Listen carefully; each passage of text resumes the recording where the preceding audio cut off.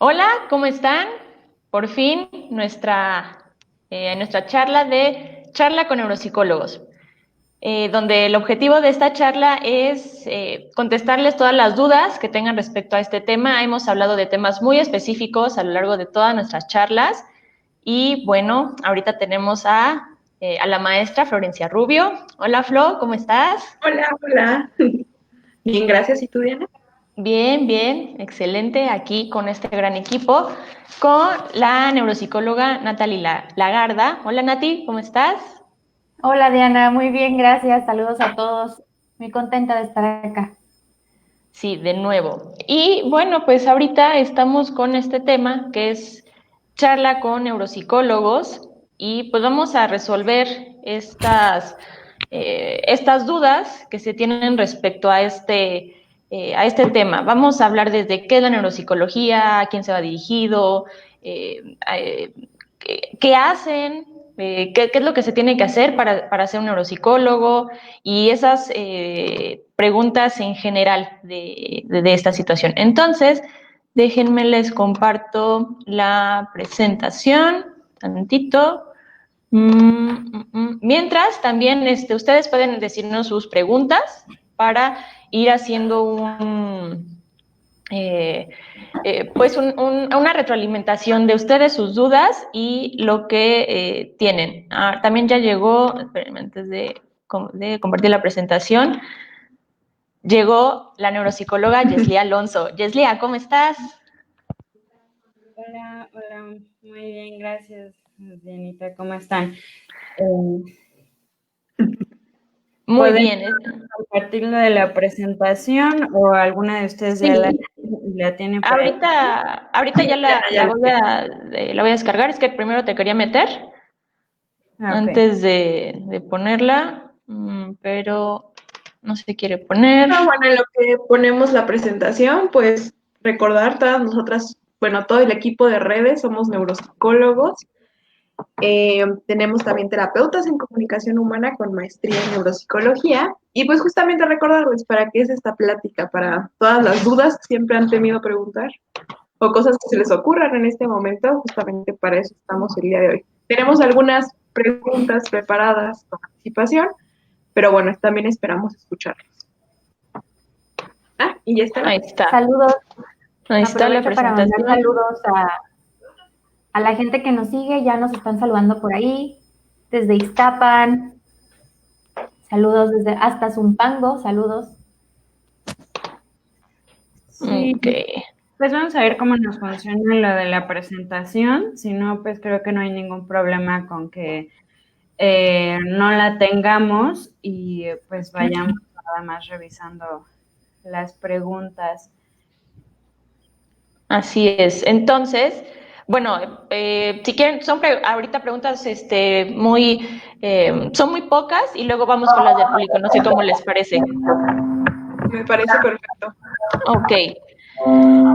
Creo que la primera, ¿qué es la neuropsicología?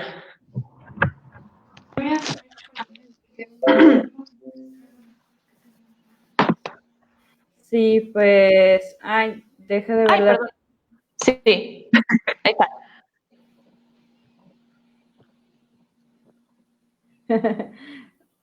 Pues bueno, si Ay. quieres, tú venos diciendo, Dianita, cómo quieres que vayamos contestando. Ok, bueno, no sé si alguna quiere contestar primero. Bueno, son ahorita tres preguntas. Bueno, voy primero contestando la primera.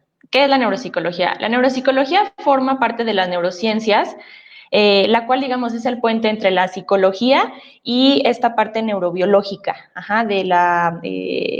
neurobiológica, donde vemos estos procesos cognitivos de atención, de memoria, de funciones ejecutivas, planeación, y la relacionamos con esta estructura neuroanatómica, con estos procesos neurofisiológicos, para darle una explicación o saber el porqué de una conducta. Eso es lo que hace un neuropsicólogo, y bueno, eso se estudió primero con personas con lesiones cerebrales, con personas de guerra, con heridas muy específicas por la guerra, y ahí empezaron a ver diferentes trastornos como de lenguaje o de percepción, de memoria, y bueno, esto empezó a crecer y crecer hasta ser ya parte de las neurociencias y parte de la psicología. No sé si alguien más, Flo, Nati, Yeslia, aportar algo para pasar a la otra pregunta. Pues yo quisiera como agregar, bueno, puse ahí una imagen como que es muy representativa de la frenología.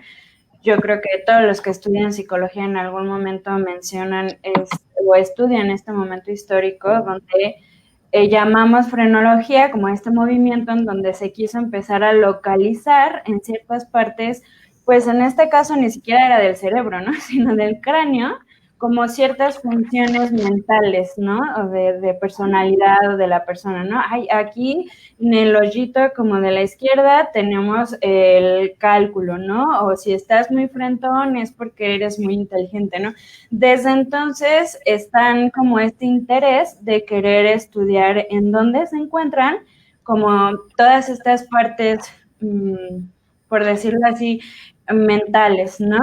Actualmente, pues todos los estudios de neurociencias, desde neurobiología hasta resonancia magnética funcional y otras técnicas más funcionales, pues se ha visto que hablamos de redes, ¿no? No estamos hablando de un lugar en el que podamos situar ciertas funciones. Entonces, esto es muy importante porque de ahí derivan muchas situaciones que de pronto la gente dice, es que si tienes tal parte de tu cerebro así o asá, eres bueno en esto, ¿no? O si tienes más aprendizaje derecho, más izquierdo, ¿no? Entonces, para mí es muy importante como aclarar desde este punto, pues que hablamos de redes, ¿no? Y que cuando hablamos de redes es que participan muchas estructuras con un funcionamiento en conjunto, organizado, sincronizado, y pues creo que de ahí se puede como derivar muchos temas, ¿no? También de la localización. Pero bueno, pues yo era como lo que quería aportar antes como de pasar a explicar realmente como a más específico en qué nos enfocamos, ¿no? Ok. Ahora, bueno, estos los procesos cognitivos, ¿no? Que era lo que estábamos mencionando de funciones ejecutivas. Es lo que ve el neuropsicólogo, funciones ejecutivas, lenguaje, aprendizaje, visoespacialidad, atención, memoria, entre otras cosas. No sé si alguien quisiera aportar más acerca de estos procesos. Bueno, aquí tenemos una pregunta que me parece un poco interesante. Dice, ¿qué se requiere para ser neuropsicóloga? ¿Qué se requiere para ser neuropsicólogo? Pues usualmente los neuropsicólogos son psicólogos en un primer momento, hacen la licenciatura en psicología y después entran a un posgrado, y el posgrado es en específico en neuropsicología. ¿Qué es lo que se hace en el posgrado? Pues más que nada, siendo un posgrado clínico, necesitas muchas horas de práctica dentro de ese posgrado. Usualmente son prácticas que son supervisadas por otros neuropsicólogos o inclusive con personas con doctorado en psicología.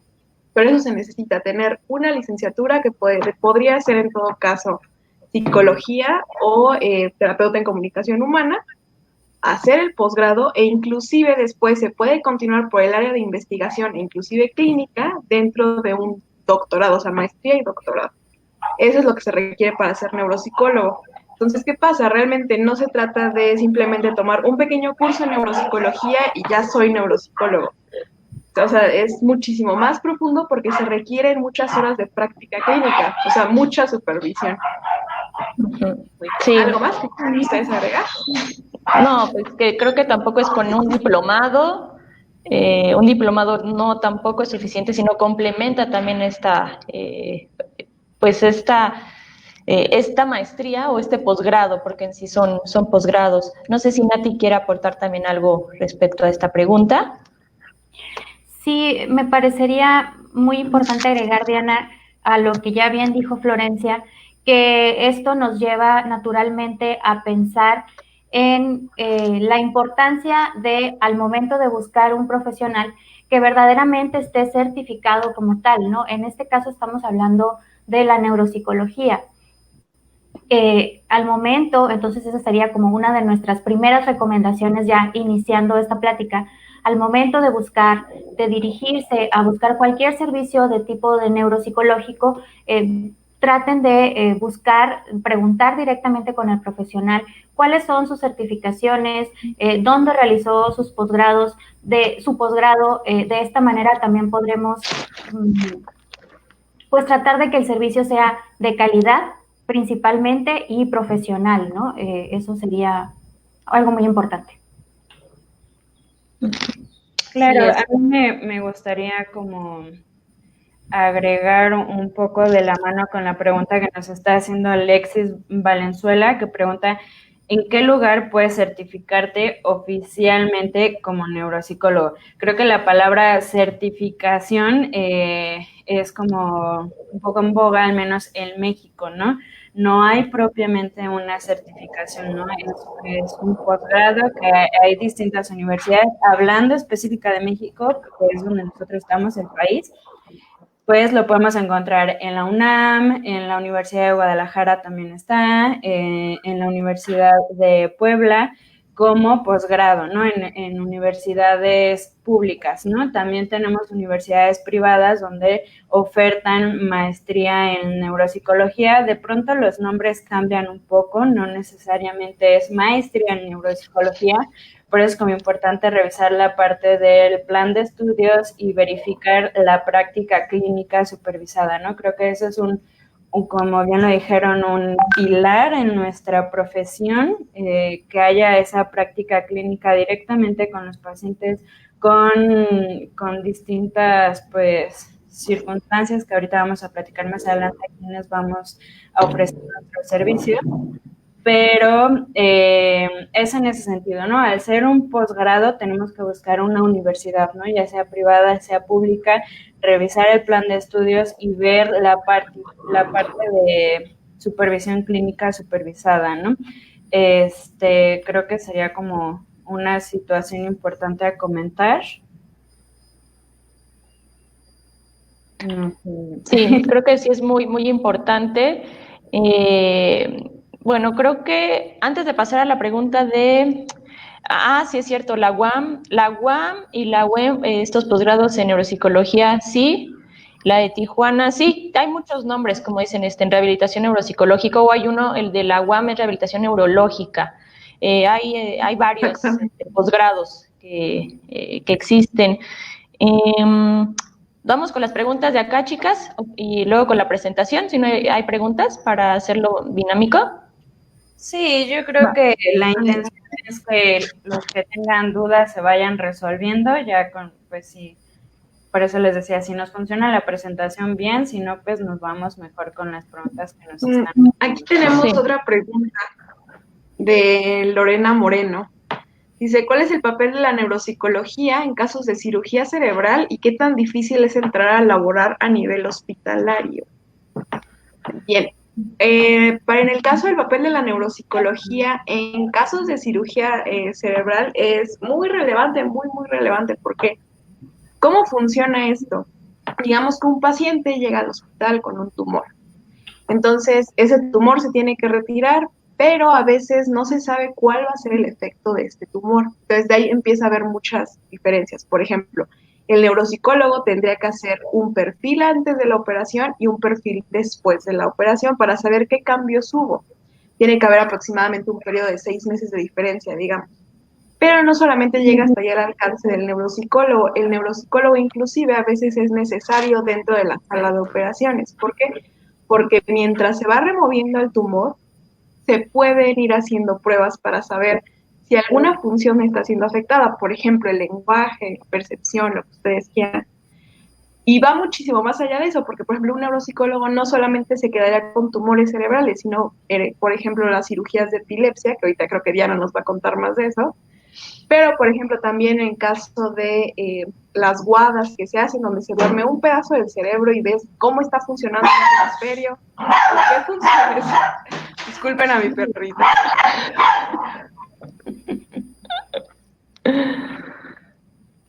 Ok, ahorita en lo que se silencia el perrito, Florencia, va.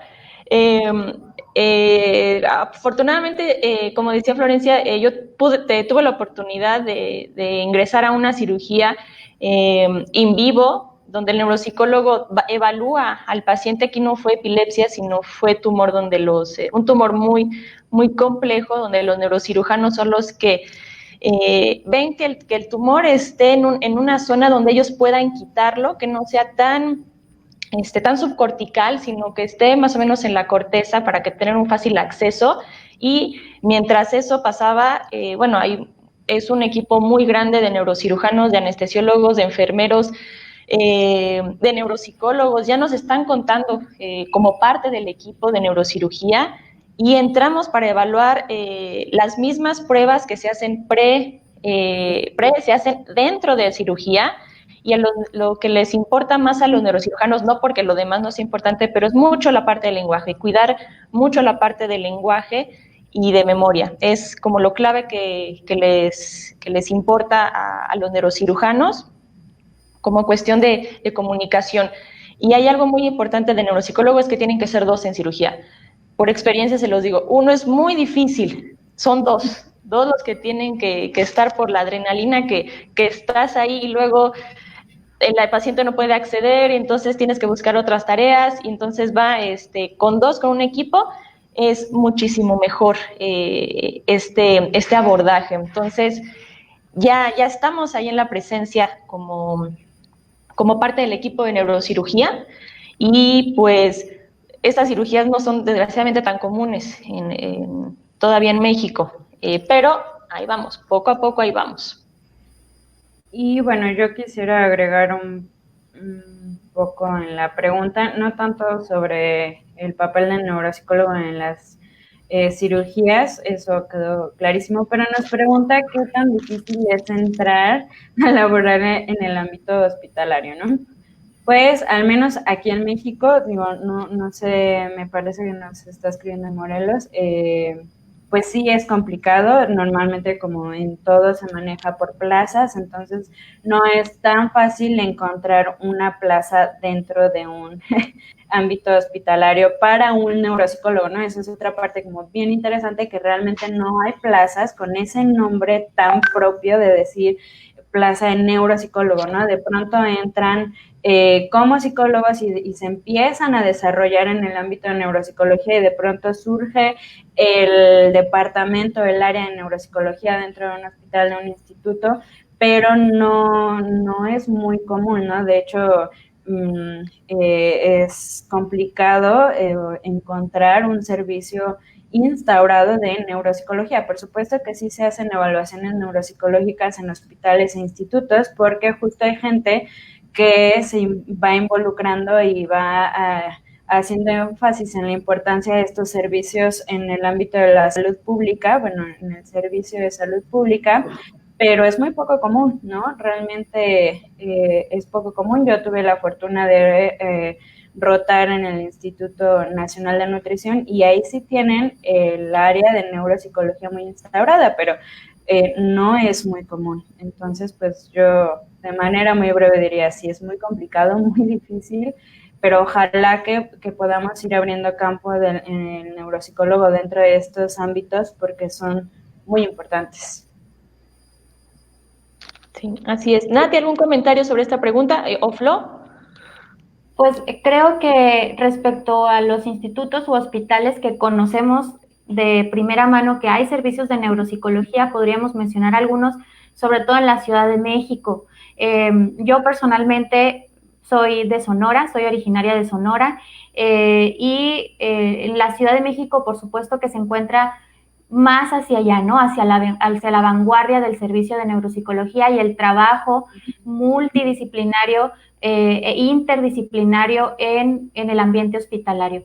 En cuanto al interior de la República, digamos, hablando de México específicamente, pues es un escenario más, pues distinto, ¿no? Es un escenario aún mucho más infrecuente el hecho de encontrar servicios de neuropsicología, ya sea en clínicas privadas y menos en clínicas estatales o en clínicas públicas, ¿no?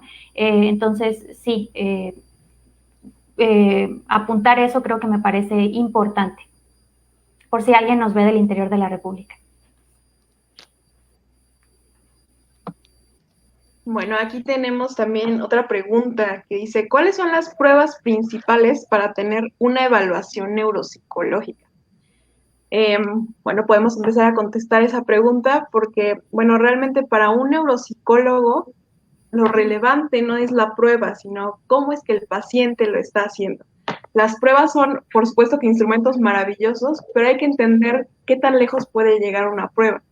Hace rato leíamos algo que nos gustó mucho, que decía que los test realmente no diagnostican, el que diagnostica es el clínico.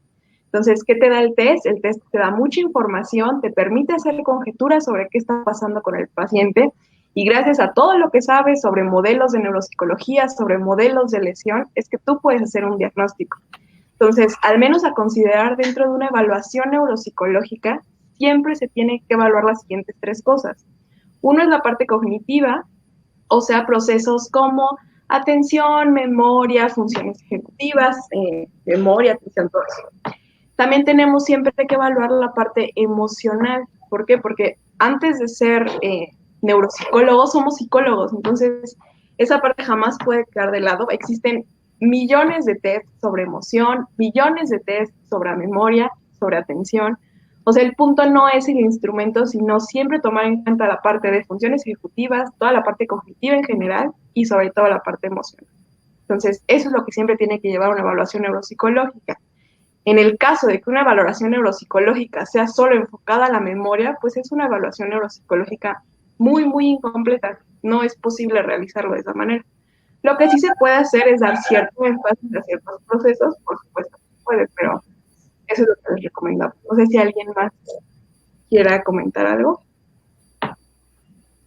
Creo que también dentro de esta práctica neuropsicológica, y creo que siempre lo hacemos, es el contexto social donde vive la persona, ¿no? Es también básico, porque creo que el trastorno de déficit de atención lo podemos, la conducta puede ser la misma, pero si viene de un contexto familiar muy complejo, donde el padre, por ejemplo, es alcohólico o no tiene mamá, o sea, es muy complejo, pues la conducta que podremos ver va a ser que es inatento, que no quiere estudiar, y conductualmente podremos ver, pues tiene TDAH.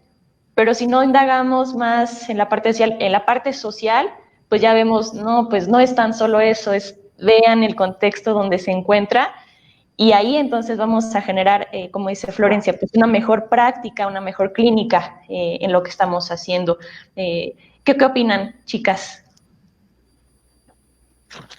Creo que al respecto ahí de pronto se malinterpreta o cuando no tenemos toda la información respecto a qué es la neuropsicología, qué estudia y cómo lo estudia, de pronto se piensa que la neuropsicología es un tanto determinista, es decir, determinar que la conducta se explica al 100% por el cerebro, ¿no? De plano así, en esta tradición muy unidireccional. Y la verdad es que no. La verdad es que la neuropsicología parte de modelos que tratan de integrar el funcionamiento cognitivo, por supuesto, con las propiedades que conocemos del sistema nervioso central, pero además se basa también en muchos modelos desde la teoría histórico-cultural, ¿no? Por ejemplo, o sea, retoma mucho esta función de la cultura, esta función del aprendizaje social, esta influencia del lenguaje, entonces, desde sus bases históricas. Entonces, eso es bien interesante, ¿no? Poder integrar todas estas cosas. Y es por eso que decimos que la neuropsicología, desde su tradición psicológica, no debe de olvidar esas bases, ¿no? Por eso el neuropsicólogo es psicólogo o es un terapeuta de comunicación humana, ¿no? Porque tiene estas bases de aprendizaje social.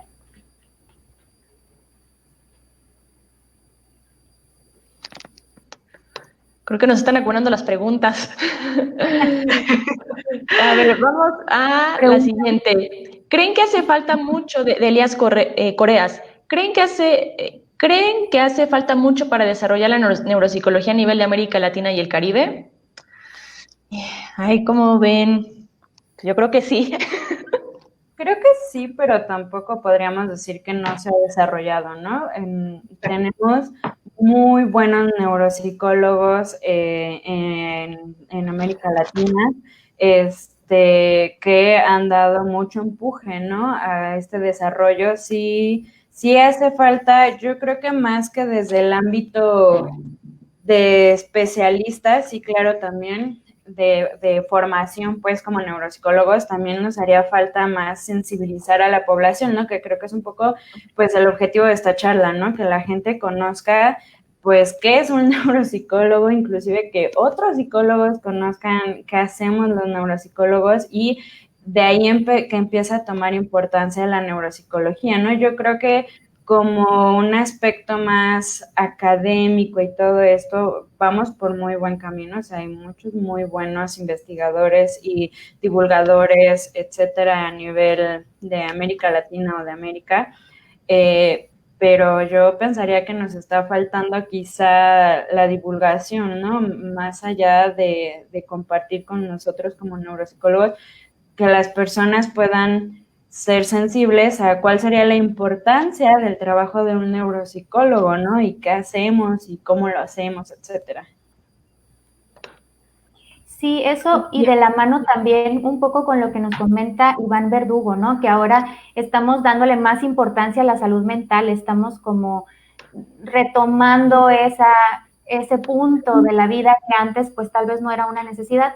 Y con respecto a lo que comentas, Yeslia, creo que también desde esta parte de divulgación va en conjunto con las herramientas institucionales que tenemos para hacer llegar a la neuropsicología a las personas, ¿no? Sí. Tenemos por aquí otra pregunta, se las voy a comentar. Dice, ¿el neuropsicólogo escolar en qué se debería enfocar? Por ejemplo, estimulación cognitiva integral, adquisición de habilidades básicas e instrumentales de la vida diaria, o corrección de predictores de habilidades como la lectoescritura y las matemáticas. Bueno, hay que pensar que cada paciente es diferente. Nunca nos vamos a encontrar a dos pacientes iguales. Sería algo muy, muy extraño. Entonces, realmente la intervención del neuropsicólogo siempre tiene que ser enfocada a la persona y enfocada al paciente. Entonces, puede ser que un paciente o un niño, por ejemplo, requiera corrección de predictores. Puede ser que otro niño requiera más trabajo frente a función ejecutiva. Puede ser que otro niño requiera más habilidades para socializar, para reconocer emociones. Entonces, es por eso justamente que la intervención neuropsicológica se vuelve realmente un trabajo artesanal, porque no existe ni un solo libro que diga, este es el plan para los niños que tienen esto, porque no hay dos niños iguales, tampoco hay dos pacientes iguales. Tenemos algunos criterios generales, pero siempre debe depender del paciente, no del neuropsicólogo. Yo quisiera ahí como comentar, me hace un poco de ruido que diga escolar. Me imagino que se refiere a un trabajo exclusivamente dentro de la escuela. Eso estoy entendiendo con la pregunta, ¿no? Creo que aquí va a ser mucho en función, digo, no podemos negar que a veces cuando estamos trabajando dentro de un ámbito como es una escuela, pues tenemos que acotarnos también a la filosofía de la institución, ¿no? Si yo como psicóloga, neuropsicóloga en mi clínica privada, me llega un niño dentro de la edad escolar, por supuesto que voy a incluir todas estas partes, ¿no? Y voy a evaluar y ver en dónde hay que intervenir. Si es en la vida diaria, pues nos vamos a la vida diaria. Si es en ámbitos académicos, a la vida académica. Pero aquí hay como un debate desde mi punto de vista, pues de qué te va a permitir la escuela trabajar, ¿no? Creo que aquí va a ser muy importante entonces aclarar cuáles son las funciones del neuropsicólogo desde la filosofía de la escuela, ¿no? La escuela está teniendo un neuropsicólogo en sus instalaciones adentro y está evaluando, interviniendo dentro de la escuela, de las cuatro paredes de la institución. Entonces habrá que ver cuáles son las libertades que se están dando, ¿no? Si está exclusivamente orientado a que se fortalezcan las habilidades académicas o si, pero bueno, que ese sea el objetivo no quiere decir que tiene que dejar de lado todo lo demás, ¿no? En su momento tendrá que comentarlo con sus supervisores o con los papás del niño y decir, ok, esto es lo que yo voy a trabajar dentro de la escuela porque es como el objetivo, pero tienen que estar conscientes que fuera también tendríamos que estar trabajando otros puntos. Digo, no sé si me da a entender como un poco mi dilema, que que muchas veces cuando estamos dentro de un ámbito, pues tenemos que tener bien identificados hasta dónde nos van a dejar, ¿no? Porque el neuropsicólogo es, híjole, puede aportar muchísimo a todo, ¿no? A las habilidades académicas de la vida diaria, cuestiones de otras cosas, pero pues hay que pensar la escuela hasta dónde nos va a dejar llegar, ¿no? O los mismos papás, porque muchas veces cuando es dentro de la escuela, pues no hay mucha claridad, ¿no? Así es. Creo que esto se relaciona con respondió Yeslía a la pregunta de Sammy Domínguez. Las funciones que les pertenece como neuropsicólogos es estar también en la parte educativa, pero también no solamente con niños, sino también en la parte de lesiones o de trastorno de demencia, lo cual Nati es una gran experta en cuestiones de demencia. No sé si nos quieras comentar un poco de cuáles serían estas funciones, Nati, respecto a, o sea, en general, pero en cuestiones de demencia, las funciones del neuropsicólogo. Claro que sí, por supuesto, con mucho gusto. Sí, el neuropsicólogo tiene un papel bien importante en el trabajo con demencias y también en el trabajo con el envejecimiento saludable propiamente, ¿no? Desde los aspectos de promoción de la salud, de promoción del envejecimiento saludable exitoso, hasta la psicoeducación, la intervención propiamente con las personas con demencia. Hay algunos trabajos respecto a los procesos de intervención que más se inclinan hacia la estimulación cognitiva y hacia la funcionalización de las personas en sus entornos cotidianos, ¿no? Tratar de mantener la funcionalidad independiente el mayor tiempo posible en la población con demencia específicamente. Y por otro lado está la vertiente también del trabajo con los cuidadores, que es sumamente importante y sumamente necesario. Entonces, el neuropsicólogo por ahí tiene bastante chamba. Y bueno, es un trabajo también muy bonito. Sí, así es. O sea, todo el desarrollo, desde niños con algún trastorno o alguna condición, discapacidad intelectual, autismo, problemas de aprendizaje, todo el desarrollo, todo lo podemos ver, todo. Ya pues se están las preguntas de Alexis. No sé si alguien quiera aportar algo o vamos a la siguiente pregunta porque se nos están juntando. Creo que la siguiente, ¿verdad? La siguiente, ¿cómo se puede ayudar en la hora de la cirugía al neurocirujano para ayudar en lenguaje y memoria? Bueno, pues ahí es, como ya lo hemos mencionado, es que el neuropsicólogo, bueno, primero el neurocirujano es el que decide qué paciente necesita una cirugía en vivo y para ayudarlo dentro de la cirugía. Que el paciente debe tener características específicas y tú tienes que seleccionar las pruebas para ese paciente en específico, como ya lo hemos mencionado. Ningún paciente es igual. En específico, tienen que ser muy breves porque tienes un tiempo muy breve al estar en cirugía y es casi estás ahí reportando de ya dijo esto, lo reportas, ya dijo esto, lo reportas, y los neurocirujanos van haciendo apoyas a lo que el neurocirujano ya sabe hacer. Entonces, como en lenguaje y memoria, puede ser desde hacer cuentas, desde que cuente del 1 al 100, desde que sume, oiga, ¿se recuerda la suma que le hice anteriormente? Hay muchísimas pruebas, muchas tareas, incluso no pruebas tan específicas como baterías, sino son tareas que los puedes ir haciendo. ¿Algo más que quieran aportar, chicas? No, pero me gustaría retomar una pregunta que nos hace por ahí, que si los neuropsicólogos, ahorita les digo quién nos la hizo, también interpretan resonancias, TAC y todo este tipo de estudios de imagen. Sí, los neuropsicólogos estamos entrenados para poder leer esta clase de estudios. Usualmente son muy útiles para el diagnóstico, pero una cuestión importante es también que no todos los pacientes que nos llegan van a tener esta clase de estudios. Usualmente se ven en entornos hospitalarios. Entonces, sí estamos, digamos, entrenados para poder leerlos, para poder interpretarlos. Y a veces son muy útiles inclusive para el psicólogo, o inclusive lo que hacemos es comparar lo que se ve en el estudio y lo que se ve en la prueba neuropsicológica. Entonces, a veces se pueden hacer como pequeñas interpretaciones gracias a las dos imágenes. Pero realmente sí los podemos interpretar. Un neuropsicólogo debería de saber poder dominar estas técnicas, digamos, interpretar. Así es. Una pregunta bastante interesante y creo que bastante buena. ¿Cuál sería la filosofía de la neuropsicología, Iván?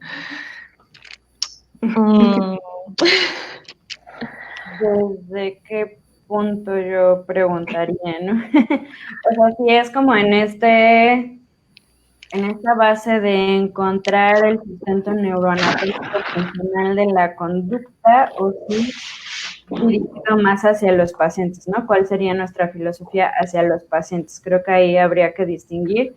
Por una parte, creo que en el inicio comenté un poco esta parte que ya hemos dejado de lado la intención ardua de localizar en un punto ciertas funciones mentales o la conducta o los procesos cognitivos que hace rato presentaba, ¿no? Creo que ya se ha visto muchos estudios donde vemos que hay una participación de muchas regiones aportando a ciertos procesos, ¿no? A la atención, a la memoria, al lenguaje, que por eso no podemos ser deterministas, ¿no? En cuanto al paciente, ¿cuál es la filosofía del paciente? Pues es desde un sentido muy clínico, pues mejorar la calidad de vida, ¿no? O tener como principal objetivo la calidad de vida del paciente, ¿no? Creo que esa sería como mi respuesta a esta pregunta. Tal vez desde el punto de vista más epistémico o más desde estas bases filosóficas de la ciencia, si la pregunta va orientada por ahí, la neuropsicología deviene de paradigmas cognitivos, 100% cognitivos, que resultan ser los paradigmas pues vigentes, ¿no? Más actuales en la psicología, en las neurociencias actualmente en todo el mundo. Así es. Una pregunta que ya hemos, creo que dicho mucho es, ¿en dónde trabajan? ¿Qué tipo de pacientes tienen? Pues trabajamos en todos lados, ¿no? En la escuela, en el hospital, en donde nos dejen prácticamente. Donde haya gente, ahí vamos a estar. ¿Qué tipo de pacientes? Desde bebés podemos verlos, pero a lo mejor no tan de bebés, ahora sí puede ser desde un año. Desde un año hasta que les dé tiempo, ¿no? Hasta ya personas mayores. No sé si queremos ahondar un poco en eso que ya lo hemos ahondado, ya lo hemos repetido mucho, chicas, o vamos a otra pregunta. Por ejemplo, podríamos hablar, por ejemplo, ¿qué pasa con niños pequeños? Por ejemplo, trastornos del neurodesarrollo. Pues en niños pequeños se aplican escalas de desarrollo, en niños más grandes se pueden enfocar en habilidades académicas, en adultos puede ser adultos que han tenido lesiones, alguna enfermedad como encefalitis, en adultos mayores, por ejemplo, se hace el enfoque en demencias, pero realmente se puede trabajar, o sea, trabajamos con pacientes que son desde bebés hasta adultos mayores, o sea, realmente siempre hay como un espacio hacia trabajar con ellos. No, nada más depende del enfoque. Ahondar un poco más. De manera muy concreta, en donde trabajamos, casi siempre nos desarrollamos en el ámbito privado. Si va por ahí también un poco la duda, casi siempre un neuropsicólogo va a tener su consultorio, ya va de la mano con la pregunta de hace rato. Sí podemos encontrarnos en ámbitos hospitalarios, pero en mayor medida nos vamos a encontrar en una práctica clínica, ¿no? ¿Qué tipo de pacientes? Sí podemos ver pacientes prácticamente a lo largo de la vida, o sea, neonatos, niños, preescolares, adolescentes, etcétera, pero que aquí sería como la importancia, ¿no? Como discriminar o enfatizar en que son pacientes que llegan a tener algún diagnóstico o alguna dificultad en la vida diaria. Por ejemplo, pues en neonatos o en niños puedes ver algunos síndromes que sabemos que están implicados en que tienen como algún impacto en el sistema nervioso central y que sabemos que eso va a llegar a impactar también en habilidades o en procesos cognitivos, atención, memoria, lenguaje, aprendizaje, ¿no? A eso vamos orientados, ¿no? Pueden ser lesiones, inclusive niños que llegan a tener un trauma craneoencefálico, una enfermedad. Hace rato nos preguntaban algo de encefalitis autoinmune, enfermedades que llegan a impactar de alguna manera el sistema nervioso central y por ende la funcionalidad del paciente en su vida diaria, ¿no? Hacia esos pacientes estamos dirigidos, ¿no? Que están empezando, por ejemplo, adultos con cierto deterioro, que ya no pueden como compensar, que están teniendo dificultades, pues ahí entramos, ¿no? Creo que sería como importante nada más discriminar que sí trabajamos con pacientes de muchas edades, pero son pacientes que tienen dificultades en esta esfera cognitiva, ¿no? Así es. Siguiente, un neuropsicólogo tiene la facultad de medicar. No, no somos médicos. Ahí, desde ahí ya no podemos realizar ninguna medicación. Sin embargo, sí sabemos para qué sirven los medicamentos. Eso sí, manejamos neuroquímica, psicofarmacología. De hecho, tenemos un curso de psicofarmacología por si quieren inscribirse, y donde sí sabemos el efecto que hacen los medicamentos, pero nada más. No podemos medicar, porque somos psicólogos de formación. Siguiente pregunta.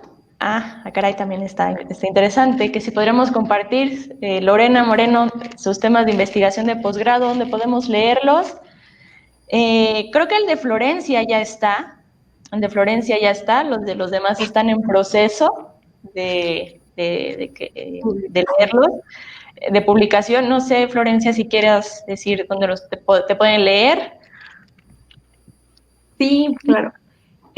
Bueno, en específico, mi tema de investigación en posgrado fue con niños que presentaban quistes aracnoideos. Los quistes aracnoideos son, digamos, unas bolsitas de líquido que se hacen en la capa aracnoidea del cerebro. Recordemos que el cerebro está cubierto por meninges y una de esas meninges se llama aracnoides. Entonces son unas colecciones de líquido.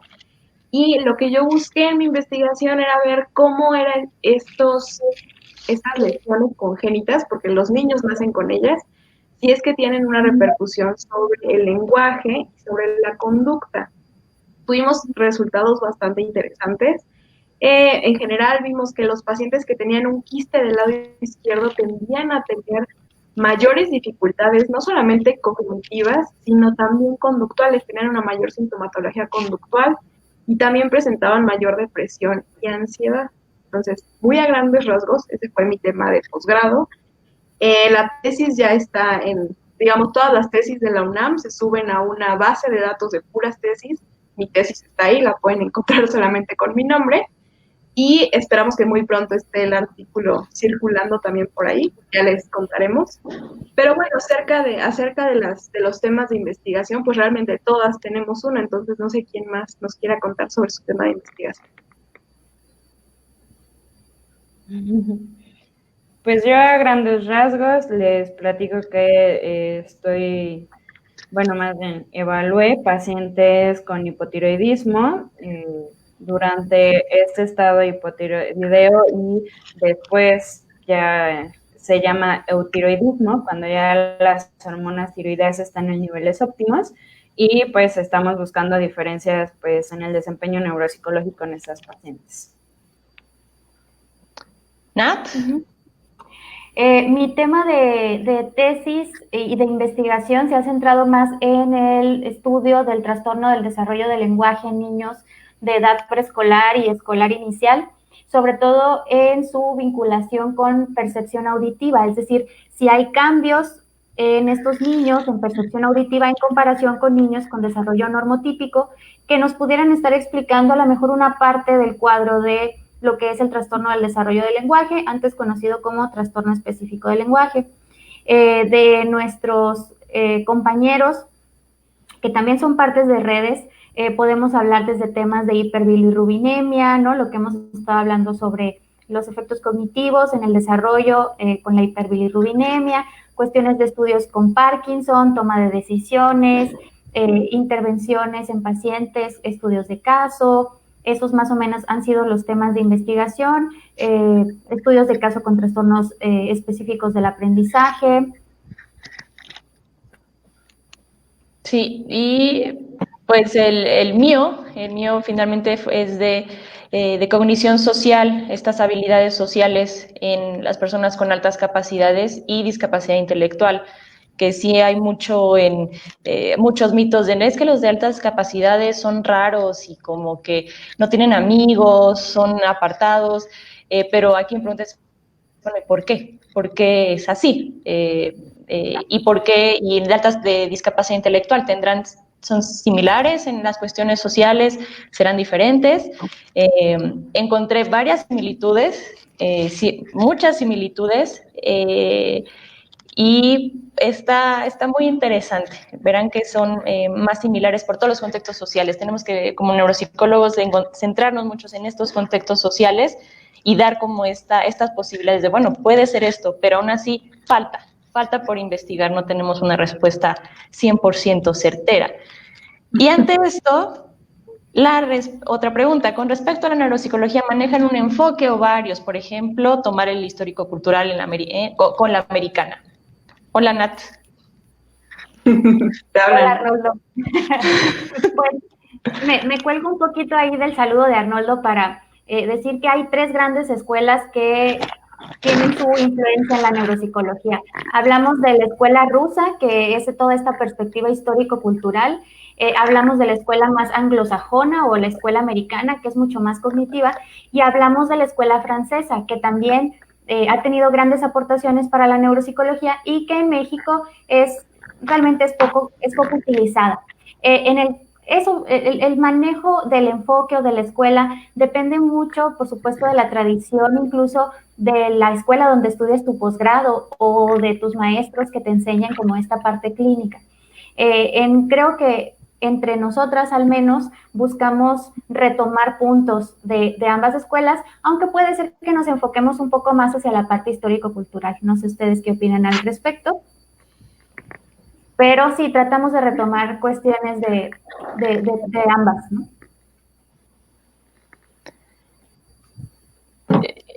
Yo creo que sí. Yo propongo dejarlo aquí porque son muchas preguntas. Podemos irle acá a continuar. ¿Qué pueden comentar sobre la neuropsicología y la genética? ¿Creen que entrar en ese ámbito de la genética podría aportar mucho al estudio del comportamiento? Qué bonita pregunta. Muy bonita, y creo que sí tiene mucho que ver, y yo veo a Flo y a Yeslia con muchas ganas de aportar. Pues sí ha habido, ya tiene rato que se están buscando muchos marcadores genéticos para aportar justo a esta parte del comportamiento, ¿no? Creo que en algunas situaciones va a ser posible que suceda esto, ¿no? Encontrar marcadores genéticos muy específicos, pero creo que va a ser importante considerar el nivel de aporte de esta genética, ¿no? Creo que un psicólogo, ¿no? y un neuropsicólogo, por ende, nunca va a buscar un ser determinista. Entonces, creo que sí va a haber algunos donde podamos encontrar estos marcadores genéticos, pero si va a ser a todos nos queremos, por supuesto que nos aporta muchísimo, inclusive en la práctica lo vemos, ¿no? Cómo hay rasgos compartidos entre los hijos, los papás o todo esto, ¿no? La genética aporta muchísimo y creo que sí es importante no dejar de lado y que se siga indagando esa parte de qué aporte de la genética tiene ciertos, pues, trastornos o cosas de este estilo, ¿no? No sé, ¿qué más podrías comentar tú, Flo? Sí, y también tendríamos que pensar en todos los síndromes, ¿no? Por ejemplo, me viene mucho a la cabeza el síndrome de Williams, como ciertos síndromes que están bien determinados por características genéticas, nos dan cuadros neuropsicológicos muy, muy específicos. Entonces, por supuesto que hay muchísima relación. Y sí, o sea, hay cuadros bien específicos que bien el neuropsicólogo puede observar dentro de estos síndromes. Entonces, ahí tiene muchísima relación y por supuesto que la genética aporta muchísimo al estudio del comportamiento. Así es, muy bonita pregunta, David. Esmeralda Polet García Montoya. ¿Alguna recomendación que puedan dar a las nuevas generaciones que empiezan en psicología y que posteriormente se inclinan por la neuropsicología? híjole, pues Que yo lean. creo que lean, nunca dejen de leer, Lean que se todo lo que apasionen. puedan. Sí, nunca vas a dejar de aprender, creo. O sea, Sí. creo que cada vez que ves algo, te apasionas, o a mí me ha pasado que sientes que no sabes nada. O sea, por algo nuevo es como de, wow, todo lo que me falta por aprender, por saber, y creo que sí te tiene que gustar mucho leer, pero muchísimo. Me atrevería a recomendar un libro, El cerebro en acción. Si esto Ujú. te está interesando, probablemente El cerebro en acción te haga muy feliz. Yo lo he leído muchas veces mientras he sido estudiante, cuando entré a la maestría, cuando salí de la maestría, y cada vez entiendo más cosas, cada vez lo encuentro más apantallante. Y pues eso, no dejar de leer, no dejar de conocer autores. Puede ser que uno te encante, pero eso no quiere decir que te tengas que quedar con él para siempre, sino leer todo lo que puedas, todo lo que te interese. Y si buscas bibliografía, puedes mandarnos un mensaje. Y creo que Eh, también para estudiantes de pregrado o de estudiantes de licenciatura que están pensando en un posgrado en neuropsicología, poner mucha atención a sus clases de metodología y estadística.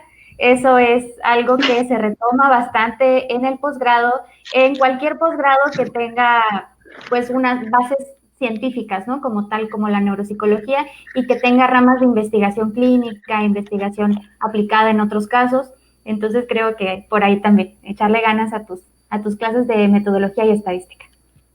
Yo recomendaría pues no dejar de lado todas las clases de clínica, porque eso es algo que como psicólogo en cualquier área en la que te desempeñes vas a requerir tener habilidades clínicas, ¿no? Entonces, de pronto en las escuelas, pues cuando dicen, al menos lo tomo desde mi experiencia personal, ¿no? Pues que vas a un área de neuropsicología, te enfocas en clases de neuro, ¿no? O sea, es neuro de todo, entonces de pronto, pues todas estas clases de clínica se van dejando de lado y son muy importantes, ¿no? Entonces, hay que tomar en cuenta que una base muy importante para el deber del neuropsicólogo, las habilidades clínicas, inclusive puede ser no con personas de tu bueno, ¿cómo decirlo? Con población más bien de tu interés, a lo mejor de pronto cuando estamos en la carrera no hay prácticas muy específicas, ¿no? Con pacientes con trastornos del desarrollo, con demencia o con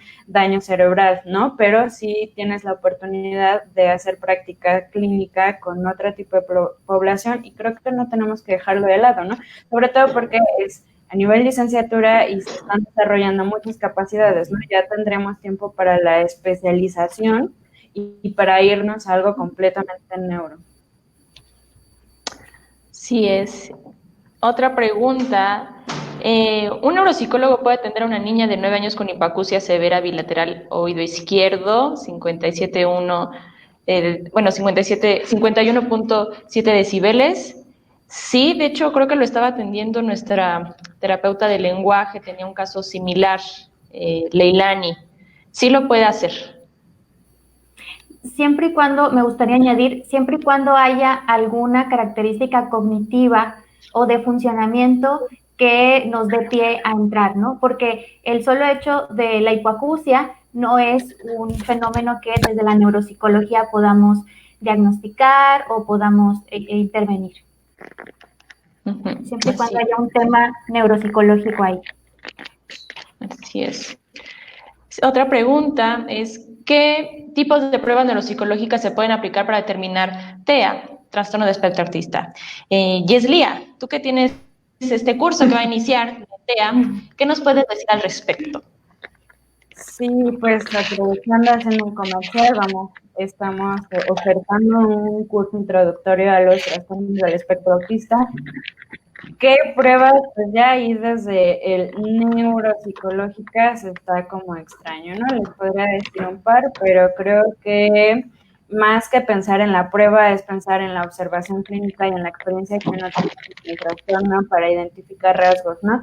Hace poco escuchaba también una charla de expertos en el trastorno del espectro autista, es que lo mismo que comentaba Flo, los test, las pruebas, los cuestionarios no diagnostican, ¿no? no voy a caer en este vicio de empezar a darles un checklist de cuáles son las pruebas que te permiten diagnosticar TEA, porque así no funciona el diagnóstico, ¿no? De pronto podemos caer en el error de decir que porque cumple con una puntuación en una prueba se puede diagnosticar, ¿no? Cuando tienes que integrar la historia clínica, cómo se está viviendo en la escuela, en casa, en muchas situaciones, más lo que tú observaste en la evaluación, que pueden ser pruebas dirigidas específicamente hacia el trastorno del espectro autista o no, ¿no? Tu experiencia con los pacientes también te va permitiendo ser flexible. No, muchas veces muchos pacientes no acceden a las pruebas y tú te quedas frustrado y con tu protocolo ya impreso, y entonces tenemos que ser flexibles y únicamente la experiencia clínica te va a permitir esa, pues, ¿cómo decirlo? Pues esa habilidad de diagnosticar a partir de otras cosas, ¿no?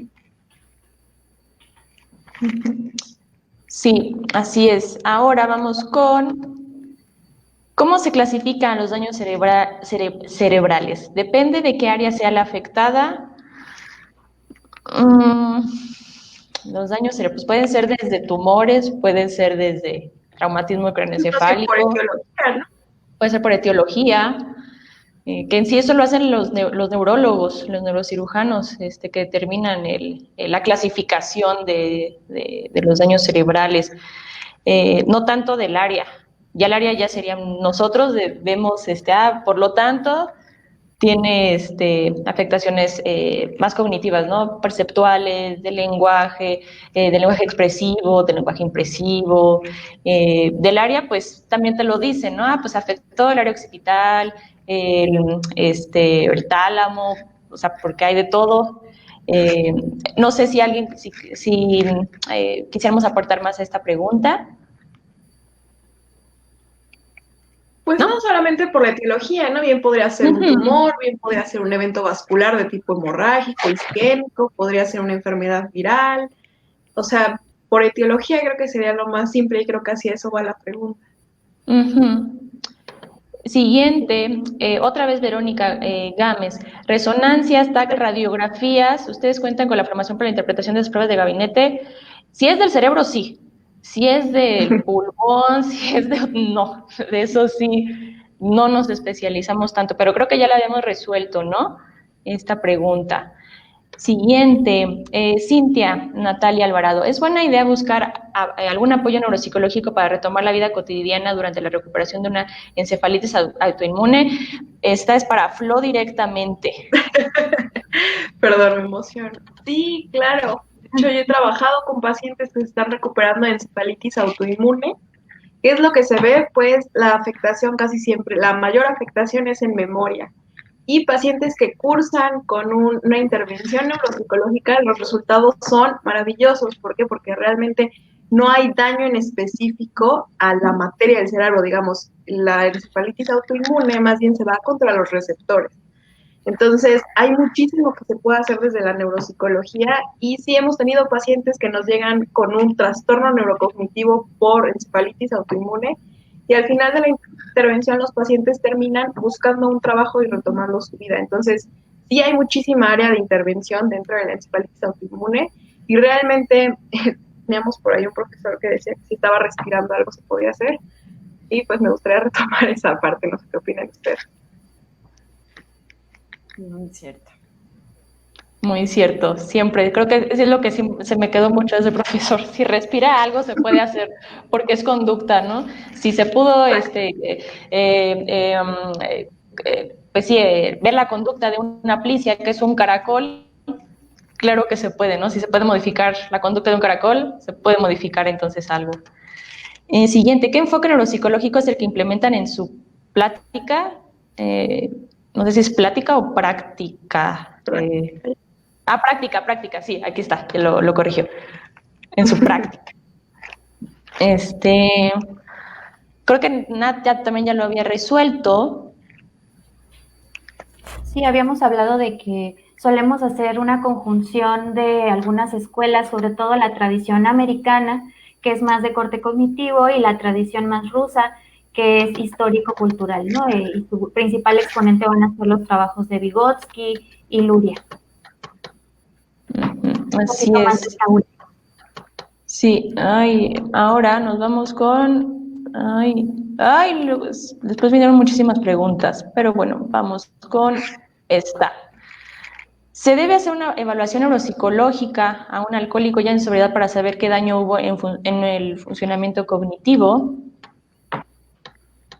Yo creo que habría que plantear, bueno, por sobriedad me imagino ya varios meses en sobriedad, no sería indicado que sea entre periodos de estado alcohólico y que de pronto haya un día donde está sobrio y se piense que se puede hacer la evaluación, porque bueno, pues requieren tiempo para tener como el sistema completamente desintoxicado, y por supuesto que es todo un tema de investigación, de evaluación y de intervención también, el efecto de pues las sustancias de consumo, el efecto que tienen en el sistema nervioso central y por ende en todo el funcionamiento cognitivo, ¿no? Sí sería ideal, pues en algún momento, ya que se haya estabilizado esta parte del consumo de la conducta adictiva, pues hacer una evaluación.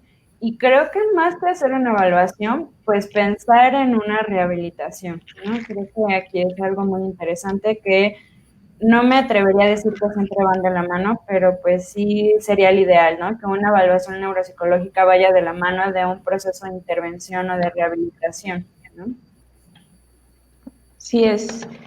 Esta pregunta está muy interesante. ¿Qué opinan de las personas que dicen que no existe el TDAH?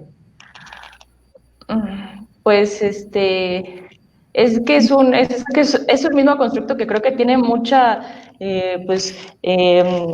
controversia, porque incluso muchos de los mismos autores dicen, no existe, solamente lo dije por algo, o sea, existen muchas contradicciones, pero creo que hemos visto que sí existe una disfunción atencional, pero demasiado frontal, y a lo mejor el nombre es el que a lo mejor no nos gusta, o sea, el nombre, pero la existencia de esto, sí, creo que sí lo hemos visto, de que sí hay deficiencias atencionales.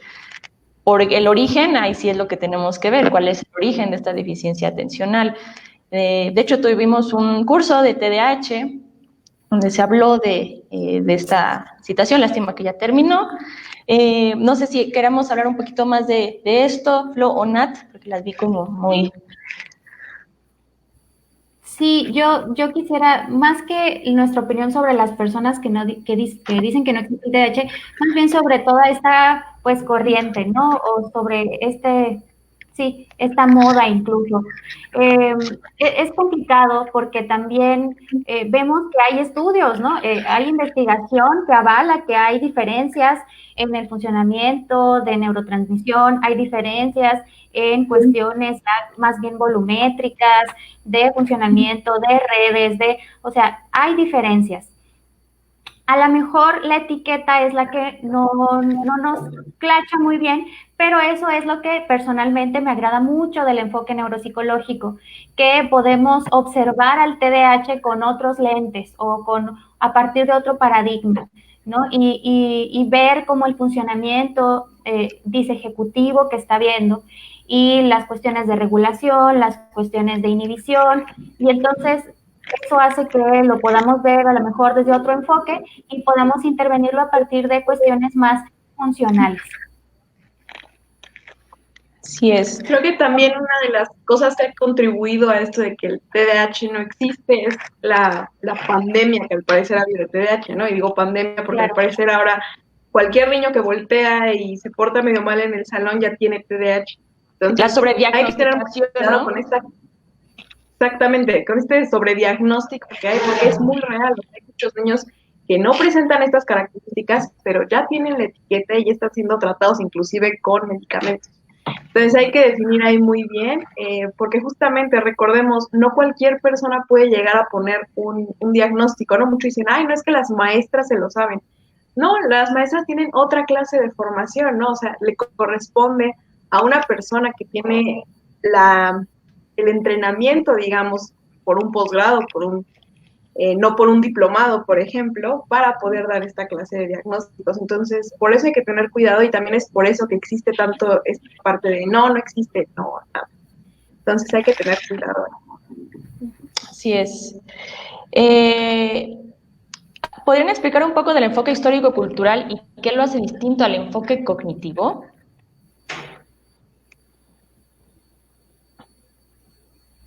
Ok, bueno, okay. Algo, pues de manera muy general, ¿no? Creo que la principal diferencia que yo haría entre lo histórico-cultural y un enfoque cognitivo es el aporte justamente que le atribuye, valga esta repetición, a la cultura, ¿no? Y el aporte de toda la sociedad al desarrollo de los procesos psicológicos, ¿no? Creo que esa sería una distinción muy grande desde un primer inicio, ¿no? Pensar que el ámbito donde te desenvuelves y cómo la cultura, cómo la sociedad, cómo tus mayores o tus pares con una mejor funcionalidad aportan al desarrollo de procesos psicológicos, pues sería una mayor distinción. Esa sería como la que yo quisiera resaltar. Ok, bueno, ya estamos sobre tiempo. Daremos 3 preguntas más. Lo siento, va a haber segunda parte, no se preocupen. Vamos a tener esta charla con neuropsicólogos, segunda parte, ¿sí? Para que no crean. Exacto, porque hay muchas preguntas y es un tema que nos apasiona, nos gusta mucho, para que también estén al pendiente. Otra de Iván. ¿Creen que exista alguna estimulación que sea óptima para algún paciente con daño cerebral con la ayuda del cannabis? Estimulación óptima. Pues se han visto estudios más bien con epilepsia, que sí han apoyado esta cuestión cerebral, pero no es del todo el cannabis, es exactamente de una sustancia muy específica del cannabis debido a que es una epilepsia muy difícil de controlar, como la Lennox-Gastaut, que es una de las epilepsias muy, muy crudas. También tendremos un curso de epilepsia, hablaremos de eso. Es lo que ha aportado el cannabis en cuanto a cuestiones neurológicas, así ya muy, muy comprobables. Porque desconozco si en demencias o en algún otro padecimiento o en autismo, si hay algo con cannabis. En demencias hay estudios clínicos con componentes de cannabis también, pero están como todavía como estudios en etapas muy preliminares. Y sobre si existe alguna estimulación óptima para pacientes con daño cerebral, desde el punto de vista neuropsicológico, retomo un poco lo que ya nos comentaba Florencia hace un momento, que el daño cerebral pues es algo muy general, ¿no? Un daño cerebral puede ser un traumatismo craneoencefálico, puede ser un tumor, puede ser un evento vascular cerebral, puede ocurrir en el lóbulo frontal, en el lóbulo occipital, puede ser cortical o subcortical. Entonces, hay muchas características que van a determinar cuáles son las funciones que se van a ver afectadas en un caso o en otro. Entonces, tenemos que estudiar cada caso de manera individual, hacer una investigación bien de todos los factores además alrededor y dar una propuesta de intervención específica para cada caso. No pudiéramos hablar de una técnica para el manejo, para la estimulación, que sea óptima para todos los casos. Ok. Otra de Nahum Castro. ¿Cuáles son los últimos avances de la neuropsicología? Bueno, hay muchos. Ahorita, por ejemplo, ha habido mucho de estimulación eléctrica transcranial. Hay muchos, ahora sí que dependiendo desde dónde lo puedas ver, el resting state, hacer estudios mientras estás viendo el cerebro en el resonador, ver su funcionamiento. Florencia, yo la veo con muchas ganas de decirnos cuáles han sido estos últimos avances. Bueno, es que creo que es una pregunta demasiado amplia, porque, digamos, dentro de la neuropsicología hay muchos tipos de estudios, por supuesto que todo el tiempo está saliendo nueva información, pero sí nos gustaría que al menos fuera un poquito más acotada la pregunta, ¿no? Porque sí, hay muchísimos estudios del resting state. ¿Qué pasa cuando no estamos realmente haciendo ninguna tarea cognitiva? O los estudios de estimulación magnética transcranial en depresión. O sea, realmente es muy, muy amplio. Y si nos quieres dar una pregunta un poquito más específica para la próxima sesión, con gusto podemos contarte sobre nuevos avances. Pero todo el tiempo la neuropsicología está muy viva, digamos, hay mucho trabajo que se está realizando. Y es nueva, ¿eh? Recuerden que esto es una de las ciencias nuevas. Tiene muy poco tiempo comparado con la medicina o comparada con la misma psicología. O sea, la neuropsicología es nueva, entonces nos esperan muchísimas cosas. Sí. La última, bueno, la antepenúltima, porque hay una que me gustaría poner. ¿Cuál consideran ustedes que es la mayor limitante para la neuropsicología? Pues ahí habría que delimitar en qué aspecto, ¿no? Desde la investigación o desde la práctica clínica, ¿no? ¿Cuál sería como la limitante, ¿no? Dentro de la investigación, pues creo que podría ser un poco de pronto la falta de, entre comillas, control de variables, porque pues hay muchas cuestiones de individualidad y de pronto hacer un estudio y querer generalizar esos resultados cuesta mucho trabajo, ¿no? Porque al ser pacientes, de pronto, pues ya sabemos que muchos factores impactan en la cognición, ¿no? El estado de ánimo, inclusive si durmió, si desayunó bien. Entonces son como un montón de cosas que a la hora de estar investigando tenemos que tomar en cuenta y pues que ha sido como una dificultad a la hora de hacer investigación, ¿no? Que son muchas variables a considerar y de pronto la generalización de los resultados nos cuesta trabajo, ¿no? Dentro de la práctica clínica, pues yo diría un poco que a veces es la falta de compromiso de la gente, ¿no? Nosotros hacemos todo lo que está en nuestras manos, pero el porcentaje de lo que nosotros podemos aportar es uno y lo que la familia con su compromiso, con la red de apoyo que el paciente tenga es otro, ¿no? Entonces, de pronto, en la práctica clínica yo diría que pues obviamente limitantes personales, pero también pues ambientales, ¿no? O sea, desde la red de apoyo, el compromiso, inclusive hasta la asistencia a las sesiones, ¿no? Que tienes ya cierta cantidad de sesiones ideales para trabajar con un paciente y de pronto faltan mucho y todo. Creo que serían como limitantes en la práctica clínica, ¿no? Pero bueno, aquí nuevamente, y disculpen que de pronto les conteste yo de esa manera de pues depende, porque sí depende, ¿no? ¿A qué nos estamos refiriendo limitante? ¿En qué aspecto? Así es. También creo que, perdón. Otra limitante que me gustaría mencionar es que también la población en general conoce poco lo que hace un neuropsicólogo, ¿no? Entonces falta como esta parte de discusión, ¿no? De entender o sea, en qué somos buenos, en qué somos útiles, es también muy importante, ¿no? Como que se tenga ese entendimiento claro de qué es lo que puede hacer el neuropsicólogo, también es una de las grandes limitantes. Así es. Y ya la última, pero muy bonito así el pilón. Me gustó esta de Diego Torres. ¿Hay algún tema de investigación que posteriormente les gustaría realizar? Uy, pues no sé, creo que tenemos muchos. Empecemos con Flo. A mí me gustaría ampliar, pues, en general, alguna investigación que tuviera que ver con la neurolingüística.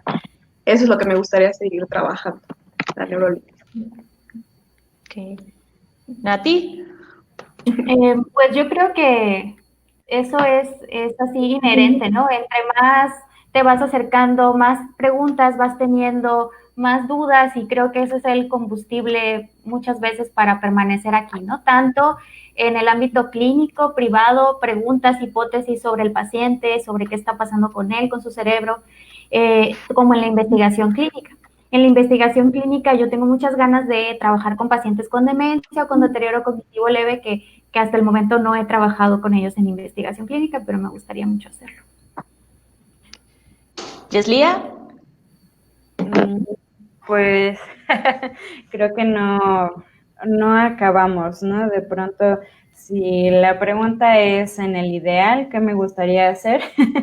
¿Qué me interesa? Pues toda esta parte de trastornos del desarrollo es muy interesante. Creo que siempre hay algo ahí que investigar y sobre todo para aportar, ¿no? Creo que sería un poco el tema que a mí me gustaría en el que me gustaría seguirme desarrollando y comenzar algún estilo de investigación si se pudiera.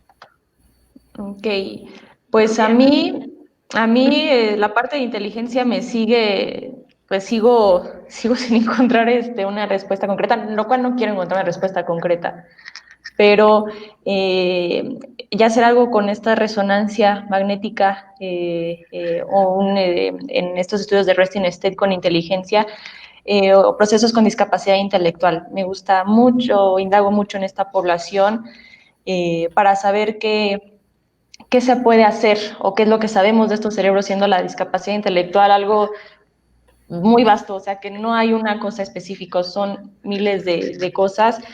Y también la parte de la visión. La visión es algo que yo estuve en licenciatura con estas cuestiones de tratamientos con lesiones visuales debido a una lesión ocular que se quedan sin vista, sin la mitad de la vista, y con estos movimientos oculares. Los movimientos oculares también son pues, la base de la atención. Ahí pudiéramos tener TDAH porque los ojos no están correctamente ubicados, entonces son como dos cosas que sí falta, sí me gustaría hacer. Y pues bueno, ahorita somos 4 del equipo que son 9. Nos falta la siguiente sesión, estará Elsa, estará Erika, Arturo, Manuel, Manuel y Leilani. Faltan 5 del equipo, donde haremos esta fase 2 de charla con neuropsicólogos. Muchísimas gracias a la gente desde Perú, desde República Dominicana, desde toda la Latinoamérica, desde Cuba, desde todos los lugares donde nos están viendo. Muchísimas gracias. Les daremos ahí respuesta a las preguntas que nos faltaron. Personalmente, comercial, inscríbase a los cursos que tenemos. Hoy sigue con el de cálculo, ¿verdad, Flo? Así es, en 50 minutos empezamos con el de cálculo. Y también pues aprovechen a Diana, que también va a dar un curso sobre justamente intelecto. Tenemos varios todavía que van a empezar, otros que ya terminaron, pero bueno, tenemos también la opción de mandarse. Entonces chequen nuestros cursos. Yo creo que retomaremos las preguntas que quedaron pendientes para la siguiente sesión, si les parece, y a todas se les van a dar respuesta. Muchísimas gracias por su participación, por su interacción. Agradecemos mucho que estén aquí con nosotros y bueno, los cursos siguen disponibles. Pregunten por las promociones, ahí estamos todos hablando diferentes temas y bueno, gracias, saludos a todos. Saludos. Yaslía, ¿faltas tú? Pues, muchas gracias a todos. Es un gusto estar leyendo todos los comentarios y preguntas, que hay tanto interés en esto.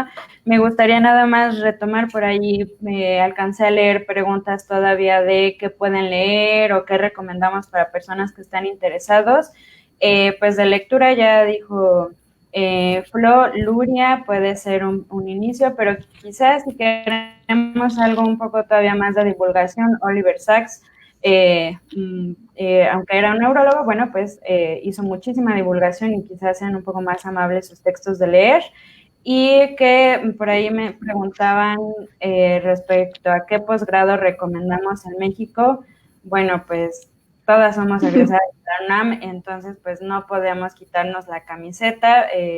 Échenle un ojo a la página que sale cada año en la convocatoria para el posgrado a la UNAM. Tiene distintas sedes, así que bueno, pues esa es la recomendación. Aunque si se van un poco más arriba, por ahí nos escribieron muchas otras universidades donde también se dan los posgrados, pues quedará en revisar los planes de estudios, las sedes, qué supervisión y todo eso para que se tome la decisión, ¿no? Creo que hay buena neuropsicología y espacios con buenos neuropsicólogos de donde podemos aprender aquí en México, ¿no? Es cuestión de buscarle y de ahí, bueno, pues muchas gracias otra vez a todos.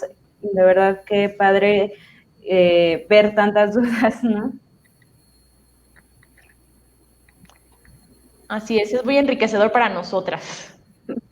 Y pues nos estamos viendo el próximo jueves o algún jueves. Estén al pendiente, eso sí, estén al pendiente. Y pregunten sobre nuestros cursos. Y nos vemos hasta la próxima, chicos. Gracias. Hasta luego. Bye. Gracias.